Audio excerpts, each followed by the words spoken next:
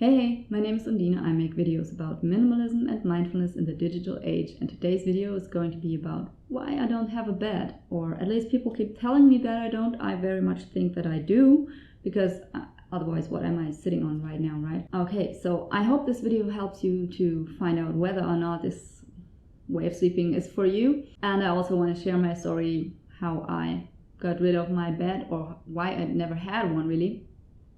And then I will go into the advantages and disadvantages of sleeping this way. First of all, most of the time of my life, I did not have a real bed with like a bed frame. I've always slept on like a slatted frame like this, and I never really needed to sleep much higher than at this level. I like small mattresses, and I like thin mattresses. This one is a little bit bigger because I shared it with my husband before, and before we moved to this place, we were living in another place and we had an IKEA bed. I think it was called a Tarva there, and my husband wanted a bed, so I was like, okay, if you need a bed, and it was on ground level, so it can become pretty moist, and he was afraid that the mattress would mold. So he got this bed, and later I moved in with him into that place, and we shared that bed, and it was super annoying because it was making all these cracking sounds, and once you turned, you would always wake up your partner, and pretty much all the time I was like, please, can we get rid of the bed? Can we get something else? I don't want the bed anymore. And he was like, well, but it'll mold. And then finally we moved, and I got this for myself, and I have had no problems ever since, but I'm not living on ground level anymore. I live on second floor, and I don't have any issues with mold. The apartment is dry most of the time, so I'm not afraid of that. The air circulation here is pretty good, and I've tested that. I've actually done some calculations whether or not the mattress would touch the ground, whether it would like hang through the gaps and then touch the ground. And so I calculated that at this distance it wouldn't, and so I bought it. So what are the advantages of sleeping like this and having a minimalist bed like this? For me, the most important point is that it really changes like the atmosphere of the room. You just start using the space differently. It feels more spacious instantly because it takes up less volume of the whole room. Like a normal bed would go up until here, I guess, and that would take up so much space. I mean, you can't really use that space anymore. And I personally notice that most when I do yoga, because I also do yoga in this room, and I have this big free space in the middle of the room.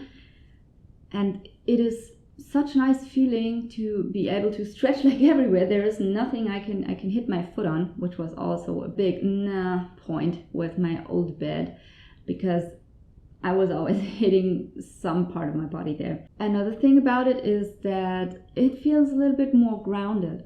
And I don't personally like that term because it sounds so, I don't know, ultra spiritual. And I'm not sure even if this word means the same to me as it maybe means to you. For me, it's that like being on the floor gives me a new perspective on the room. I like that perspective better than this high perspective looking down. I like to be on ground level. I like this different point of view that I usually don't have throughout the day, where I'm sitting on my desk, or I am standing, or I'm working, and all these positions are not grounded. They are not like on this low level. And so when winding down in the evening, I really appreciated that this bed is so low, because it just makes this shift from work time to relax time so much clearer, you know? And that is really hard to describe in a general way. I think it's a very personal thing, but maybe you know what I mean. One other very important aspect of this kind of sleeping for me was that my kid can play on that bed safely. It's no falling hazard. She has hurt herself quite a few times on our old bed, and I was always like, oh no, I don't want that bed anymore. I hit my foot all the time. My kid hits her feet all the time. My kid hits her head on this stupid bed. I want it gone. And now that it is gone, it's really all so much better. So I love that solution for the whole family. Anyway, if you don't have kids, you might appreciate that it's also very good for the back, because it's much harder than any other bed frame or slatted frame inside a bed. And there are no vibrations, there are no weird sounds. It's really a different way of sleeping. It's much more comfortable, and my back pain is completely gone. I mean, I also do yoga, so I think that is the more important parameter here. But of course, this bed also helps with back pain, because sleeping hard is much better if you have these kind of issues. And I can totally recommend it to anyone who has problems with their back, because I had those issues in the past because I was sitting a lot, working on a computer, not doing yoga so much in the past. So I think it makes a big difference. However, there might be a few disadvantages, like for instance, you can't use this bed well as a sofa. It's not a sofa, it's really my sleeping place. If you want to use it like a versatile option to like combine sitting and sleeping, it might not be for everyone, especially if you have your older family members over that might have some issues with limited mobility or something like that. They might not want to sit on your ground level bed. So you have to think about that before you get a frame like that. The other thing is that if you don't have any storage opportunities in your apartment, oftentimes the bed is like the only place where you can put some boxes and it still looks tidy. And so with that, you definitely can't do that. And speaking as a minimalist, I also don't like putting stuff around it or behind it, so it's less room for storage for sure. And as I mentioned before, in some apartments you might have an issue with mold. That depends on whether your apartment is cold, it's on ground level, it's very humid and stuff like that.